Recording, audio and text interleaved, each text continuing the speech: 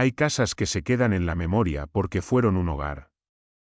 Y hay casas que se quedan porque, de alguna manera enferma, parecían estar vivas.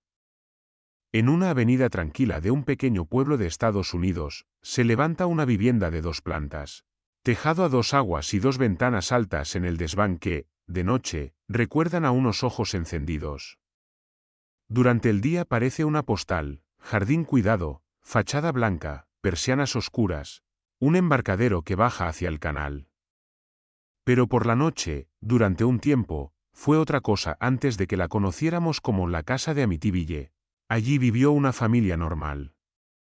Una noche de noviembre de 1974, la policía entró por la puerta y se encontró con algo que no olvidaría jamás: 6 miembros de la familia, muertos en sus camas, en un silencio antinatural. Meses después, otra familia se atrevió a mudarse. Pensaron que el pasado se quedaba en los periódicos. Pensaron que las paredes no guardan memoria. Estuvieron allí 28 días. Este relato es la reconstrucción, en clave de terror, de lo que se dice que ocurrió dentro de aquella casa. No pretende decidir qué es verdad y qué es exageración. Solo bajar las persianas contigo, cerrar la puerta, y quedarse dentro, escuchando. Porque hay casas que, cuando apagas la luz, no apagan las suyas. Antes de los titulares, antes de las películas, la casa era solo el hogar de los DeFeo. Un padre de carácter difícil, una madre que trataba de sostener la rutina. Varios hijos repartidos en habitaciones con camas gemelas, crucifijos en las paredes. Fotos familiares enmarcadas sobre cómodas de madera oscura. Desde fuera, nadie habría dicho que allí se cocinaba nada distinto a lo que se cuece en miles de casas. Discusiones, cenas, televisión encendida demasiado alta. La típica casa de barrio residencial, con vecinos que saludan desde el otro lado del seto. Pero la noche del 13 de noviembre de 1974, algo se quebró.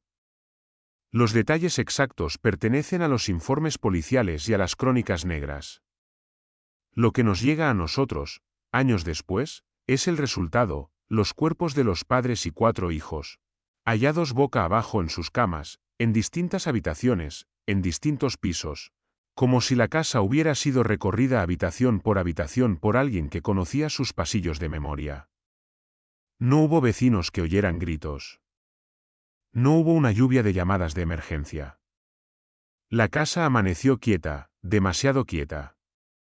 Hasta que uno de los hijos, el que sobrevivió, llegó a un bar cercano y dijo que algo terrible había ocurrido. La policía entró y avanzó pasillo a pasillo, puerta a puerta, con los zapatos hundiéndose en la moqueta, con el eco de su propia respiración resonando contra las paredes cubiertas de papel pintado. Después de aquella noche, la casa se quedó vacía. Los muebles todavía olían a producto de limpieza, pero nadie dormía ya en sus camas. Sin embargo, la sensación para muchos en el pueblo era que la casa seguía habitada. De algún modo. Durante meses, la casa fue un vacío iluminado. Por fuera, seguía pareciendo perfecta: el césped recortado, el embarcadero, las famosas ventanas del desván como ojos ovalados mirando al canal. Por dentro, todavía quedaban muebles, lámparas, marcas en la pared donde colgaban fotos que ya no estaban. Los coches pasaban despacio por delante. Algunos vecinos cruzaban de acera para no caminar justo por su verja. Otros, más curiosos, se paraban a mirar, convencidos de que verían moverse una cortina, una sombra en el desván, algo. Los agentes inmobiliarios sabían que sería difícil venderla. No tanto por la casa preciosa, amplia, con parcela, con embarcadero, como por la historia. ¿Cómo convences a alguien de que ponga una cama en el mismo lugar donde la policía encontró una cama ocupada por algo que ya no respiraba? La respuesta, como tantas veces, fue el precio. Cuando el matrimonio Lutz vio la casa por primera vez, el agente les dio todas las explicaciones que exigía la ley: lo que había pasado, quienes habían vivido allí, por qué estaba tan barata. Ellos se miraron. Padre, madre, 3 hijos pequeños, un perro. ¿Casa grande? Sí. ¿Precio increíble para todo lo que ofrecía? También. La mente práctica a veces se impone sobre la superstición. Es solo una casa, pensaron.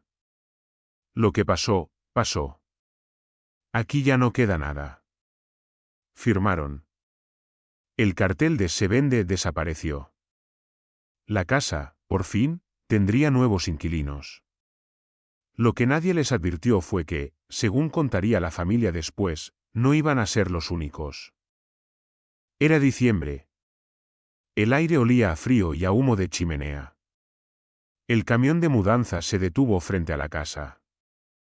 Los niños, desde el asiento trasero, miraban por la ventana, una casa enorme, con tejado en forma de frontón y dos ventanas altas arriba que parecían dos ojos blancos.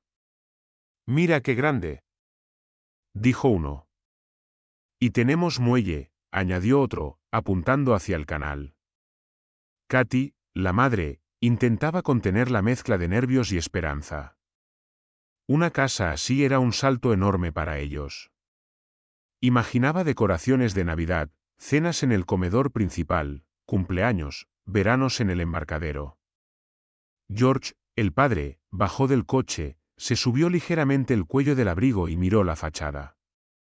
Se fijó en la puerta de entrada, maciza, robusta, con una especie de ojo de buey. Respiró hondo. «Es una casa», se dijo. Solo eso. Ayudaron a descargar muebles, cajas, colchones. En el salón, colocaron un gran sofá mirando hacia la chimenea. En el comedor, una mesa larga y sillas. En la cocina, los electrodomésticos relucían fríos, esperando a que alguien los estrenara.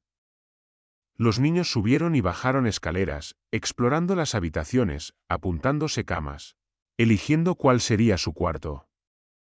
La casa, que llevaba meses sin oír pasos, se llenó de un eco nuevo. Había, sin embargo, un rincón al que todos parecían llegar y del que todos se marchaban deprisa, sin saber muy bien por qué, una pequeña estancia en el sótano, estrecha, con paredes de ladrillo y un olor a humedad que no encajaba con el resto. En una esquina, una especie de puerta más baja, casi oculta detrás de un mueble. «Ese cuarto», dijo Katy, casi en susurros. «Trastero», contestó George, restándole importancia. Pero la primera noche, al irse a dormir, Katy tuvo la sensación de que, desde ese sótano, algo subía por la casa como una corriente fría, escalón a escalón, hasta el último dormitorio. Conscientes de la historia de la casa, Katy insistió en que un sacerdote amigo de la familia la bendijera. No por superstición, se decía, sino por paz mental. El cura llegó una tarde, con un maletín negro y un pequeño frasco de agua bendita. Mientras la familia se movía de un lado a otro con cajas, él comenzó el recorrido en silencio, murmurando oraciones, rociando discretamente marcos de puertas y paredes. Cuando entró en una de las habitaciones del piso de arriba, el cuarto que solía haber sido de los niños de Feo, el ambiente cambió. El aire se volvió más denso, como si la habitación llevara demasiado tiempo sin ventilar. El sacerdote sintió un zumbido lejano, casi imperceptible, como el de una mosca atrapada entre los cristales, solo que no había moscas. Levantó la mano con el agua bendita. En el mismo instante en que la gota salió del frasco y tocó el aire, escuchó una voz, clara, firme, justo detrás de su oreja. «Get out», salir. No fue un susurro. No fue una palabra difusa. Fue una frase nítida, pronunciada con una rabia contenida que no venía de ningún cuerpo visible. El sacerdote, helado, se quedó inmóvil. Sintió un golpe seco en la nuca, como si algo invisible le abofeteara. Un escalofrío le recorrió la columna vertebral. Bajó las escaleras con el rostro pálido. «No quiero que los niños usen esa habitación», dijo Katy cuando más tarde le contó lo sucedido. «No deberían dormir ahí», contestó él, sin entrar en detalles. A partir de entonces, aquel cuarto se convirtió en el cuarto que mejor dejar cerrado. La casa ya había hablado por primera vez. Los primeros días pasan entre cajas y rutinas. Se ajustan horarios, se organizan armarios, se cocina por primera vez en la cocina nueva. Pero por la noche, las cosas son distintas. George comienza a despertarse siempre a la misma hora, poco después de las 3 de la madrugada. No necesita mirar el reloj, su cuerpo sabe cuándo es. Un sobresalto, una sensación de alarma lo arranca del sueño, como si alguien hubiera dicho su nombre muy cerca, sin ser oído por nadie más. Se sienta en la cama, escucha. La casa cruje, madera, tuberías, el típico sonido de un lugar que se reajusta. Pero hay algo más. Un ritmo. Pasos. Como si alguien caminara despacio por el pasillo, arrastrando ligeramente los pies. Cuando George abre la puerta, el pasillo está vacío. Solo la alfombra y el cuadro de siempre, ligeramente torcido sin que nadie recuerde haberlo tocado. Comienza a bajar cada noche al salón. Enciende la chimenea. Se queda sentado mirando el fuego, sin saber exactamente por qué lo hace. Es como si algo, en la casa, le empujara a quedarse despierto, vigilando, esperando. Katy tiene sueños extraños. Sueña con la antigua familia, con figuras acostadas en las camas, quietas. Sueña que recorre la casa y todas las habitaciones están ocupadas, pero solo por cuerpos inmóviles boca abajo. Se despierta con el corazón acelerado, convencida de haber oído un disparo amortiguado por paredes de yeso. La casa, sin embargo, está en silencio. Los niños empiezan a decir cosas que no encajan del todo. Uno habla de un amigo imaginario que ve desde la ventana del desván. Otro dice que, por las noches, oye camas chirriar en cuartos en los que nadie duerme. Esa adaptación, se repiten los padres. Es una casa nueva. Solo eso. Pero la casa, poco a poco, empieza a enseñarles que tiene su propio ritmo. Un día de invierno, cuando el aire exterior corta la piel, Katy sube a una de las habitaciones y se encuentra con algo que no tiene sentido. La ventana está cerrada. La calefacción, encendida. Y, sin embargo, el cristal está cubierto de moscas. Docenas. Tal vez cientos. Moscas grandes, negras, pegadas al vidrio, moviéndose lentamente, chocando torpemente contra el cristal y cayendo hacia el alféizar, donde se acumulan sus cuerpos pequeños. No es verano. No hay comida, no hay basura, no hay explicación fácil. Intenta espantarlas con un trapo, abrir la ventana, echarlas. Algunas salen, otras se quedan, otras mueren en el intento. Horas después, cuando vuelve, hay más. Ese mismo cuarto, además, tiene otra peculiaridad, no importa cuánto suba la calefacción. Nunca está a la misma temperatura que el resto de la casa. Es como si algo en sus paredes absorbiera el calor. En el sótano, descubren una pequeña puerta oculta tras una estantería. Al abrirla, encuentran un espacio aún más estrecho, con paredes pintadas de un rojo oscuro, casi negro, sin aparente motivo. El perro se niega a acercarse. Gruñe, enseña los dientes, tira de la correa hacia atrás cada vez que lo llevan cerca de ese rincón. Será moho, tuberías, algo así, dice George. Pero su voz suena más insegura de lo que le gustaría.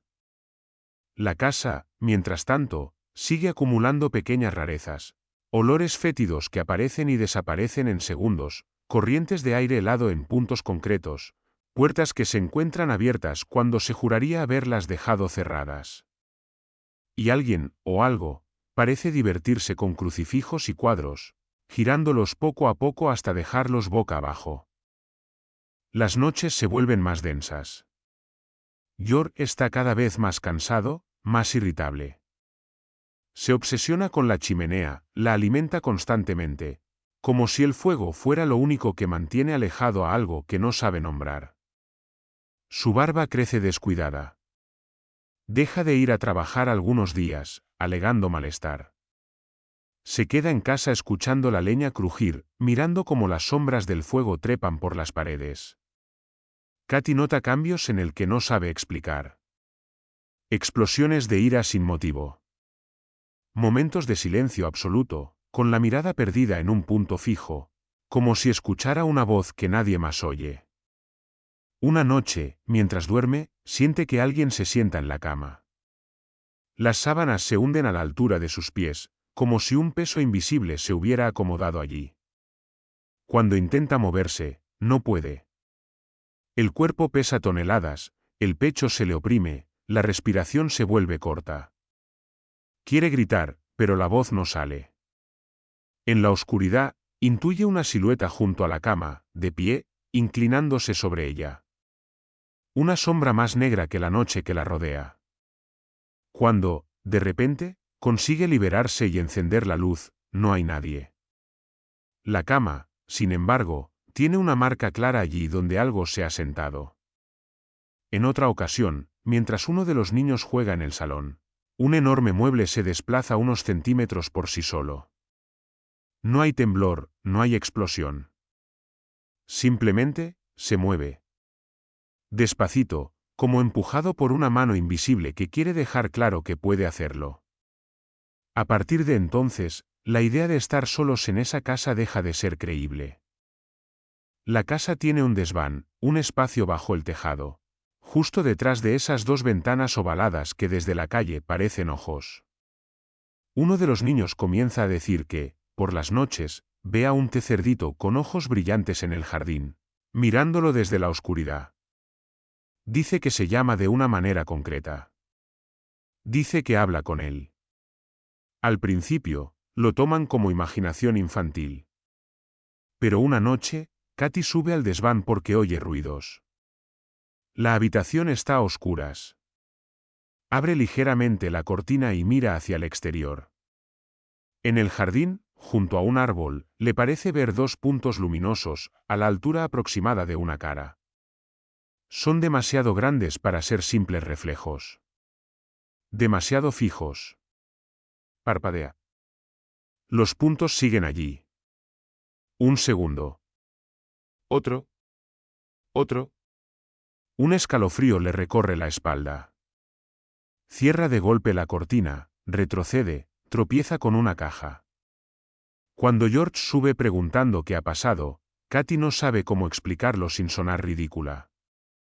Solo dice, no quiero que los niños suban aquí. Esa misma noche, desde el jardín, alguien toma una foto hacia la casa. Años después, circulará por libros y programas como prueba de algo, una figura pequeña, asomada en el umbral de una puerta, con ojos que parecen brillar. Otros dirán que es un truco de luz, un reflejo, una ilusión. La casa, mientras tanto, no da explicaciones. Las 28 noches son una mezcla de insomnio, discusiones, miedo, deseo de irse y necesidad de no aceptar que están perdiendo el control. Se oyen golpes en paredes. Golpes secos, repetidos, siempre a horas en las que nadie debería estar haciendo ruido. Las puertas se cierran de golpe sin corrientes de aire visibles. En la escalera, en más de una ocasión, alguien siente que algo le agarra el tobillo. No lo suficiente como para tirarle, pero sí lo bastante como para recordarle que está ahí. La noche que todo se rompe, el ambiente es irrespirable. El frío en ciertos puntos de la casa es tan intenso que el vaho sale de la boca al hablar, mientras en el termostato la temperatura marca algo perfectamente razonable. Hay olores a alcantarilla que aparecen y desaparecen en segundos. Hay un ruido de coros lejanos, como una especie de canto deformado, que parece subir desde el sótano y extenderse por el salón. Las paredes de la escalera, según relatarán, parecen rezumar una sustancia viscosa, verdosa, que nadie sabrá identificar. No es sangre. No es pintura. Es algo en medio, algo que no debería estar ahí. Los crucifijos, antes torcidos, ahora están del revés. Completamente invertidos. Los niños lloran sin motivo aparente. El perro ladra hacia esquinas vacías.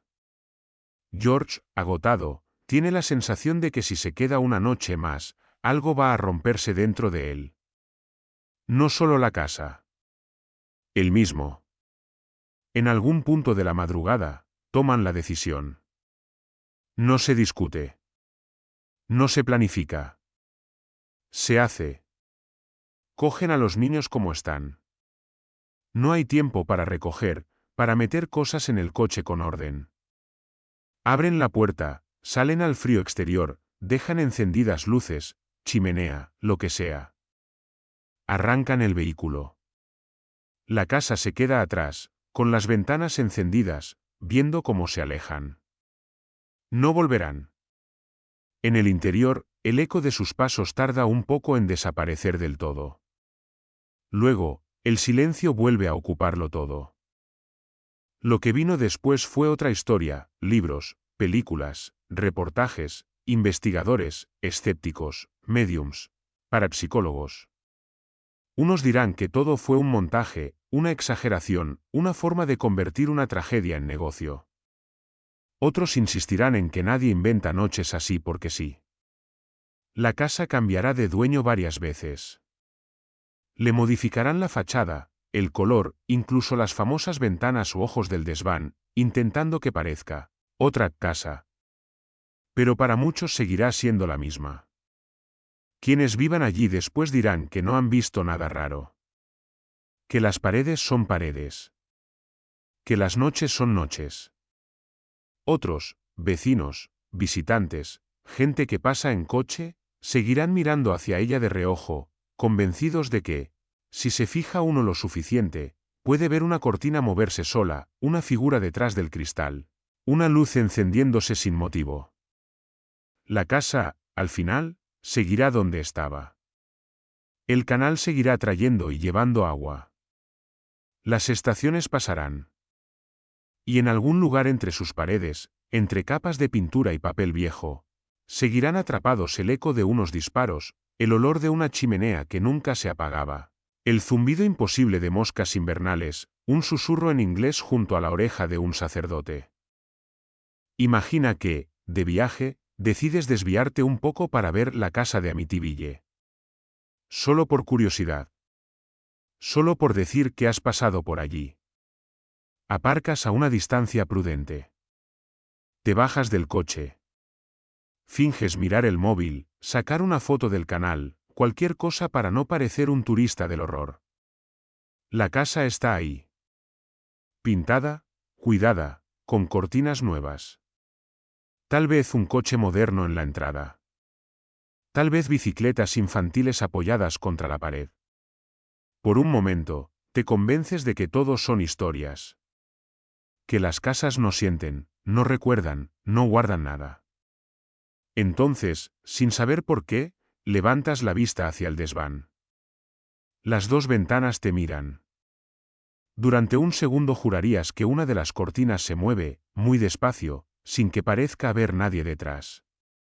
O que hay una silueta minúscula, pegada al cristal, que no estaba ahí hace un instante. ¿Parpadeas?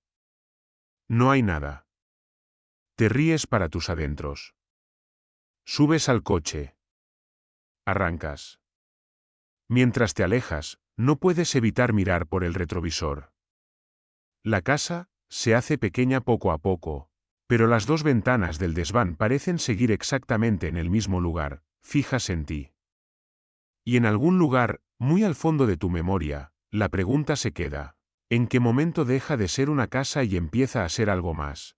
¿Que simplemente utiliza una casa para seguir mirando?